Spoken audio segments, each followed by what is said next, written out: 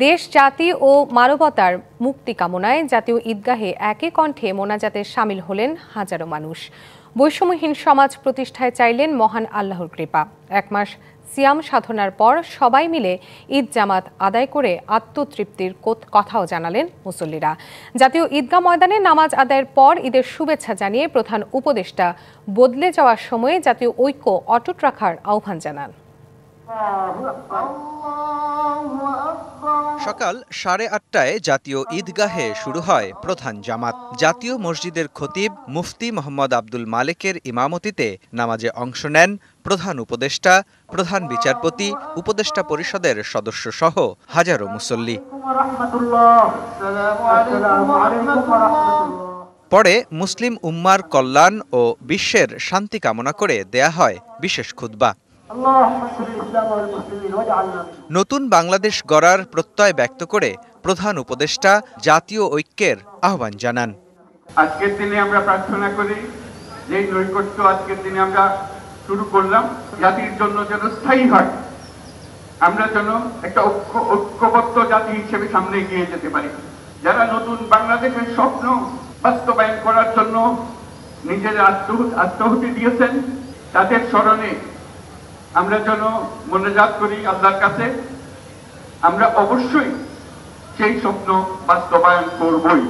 পরে দেশ, জাতি ও বিশ্ব মানবতার মুক্তি চেয়ে করা হয় মোনাজাত। এ সময় মহান আল্লাহর ক্ষমা ও কৃপার আশায় চোখের জল ফেলেন জাতীয় ঈদ জামাতে অংশ নেয়া হাজারো মুসল্লি।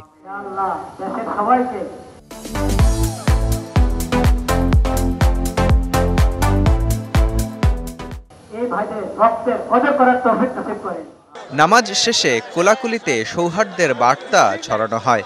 মুসল্লিরা জানান, ঈদের আনন্দ মলিন হয়েছে মুসলিম উম্মার দুর্দশায়।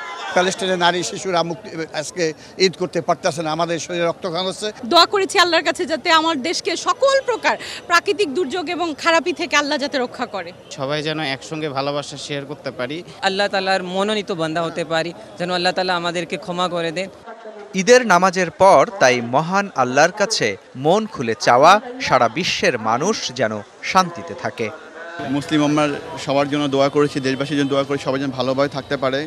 আমরা যেন সবাই আমাদের সঠিক জায়গাটুকুতে আমরা যেতে পারি। এর আগে জাতীয় ঈদগাহে নামাজ আদায়ে ঢল নামে মুসল্লিদের। এক মাস সিয়াম সাধনার পর জাতীয় ঈদগাহে সবাই মিলে একসঙ্গে ঈদুল ফিতরের 2 রাকাত ওয়াজিব নামাজ আদায়ের জন্যই এই মানুষের ঢল। ঈদ জামাতের নিরাপত্তা নিয়েও নেই কোনো অভিযোগ। মুসলমানদের বৃহৎ উৎসব সফল করতে ক্লান্তিহীন চেষ্টা সব ধর্মের মানুষের। আমাদের দেশটা যেন সবসময় ভালোভাবে চলে, নিরাপত্তা মোটামুটি ভালো চারদিকে। হাজারো মানুষের এ জমায়েতে অংশ নিতে দূর দূরান্ত থেকে আসেন মুসল্লিরা। একসঙ্গে ঈদ জামাত আদায়ের এ রীতি প্রজন্ম থেকে প্রজন্মে পৌঁছে দিতে অনেকেই সঙ্গে নিয়ে এসেছেন পরিবারের ছোট্ট সদস্যটিকে। সবাই যেন ভালো ঈদ করতে পারে আর সবাই যেন খুশি খুশি থাকতে পারে। বাচ্চাদেরকে জাতীয় ঈদগাতে পরিচয় করায় দেওয়ার জন্য এনেছি, যাতে বাচ্চারা কৃষ্টি কালচারটা জানে, বুঝে। পরে সবার সুশৃঙ্খল অংশগ্রহণে শেষ হয় ঈদ জামাত। ঈদ জামাত শেষে আত্মশুদ্ধি, দেশ, জাতি ও মুসলিম উম্মার জন্য শান্তি কামনা করে মোনাজাত করলেন হাজারো মুসল্লি। প্রত্যেকেরই প্রত্যাশা রমজানের যে সংযম তা যেন সারা বছর জুড়েই অটুট থাকে এবং একটি বৈষম্যহীন সমাজ প্রতিষ্ঠায় সবাই যেন যার যার জায়গা থেকে আন্তরিকভাবে সচেষ্ট থাকে। জাতীয় ঈদগাহ ময়দান থেকে মোস্তফা মাহবুব, ডিবিসি নিউজ।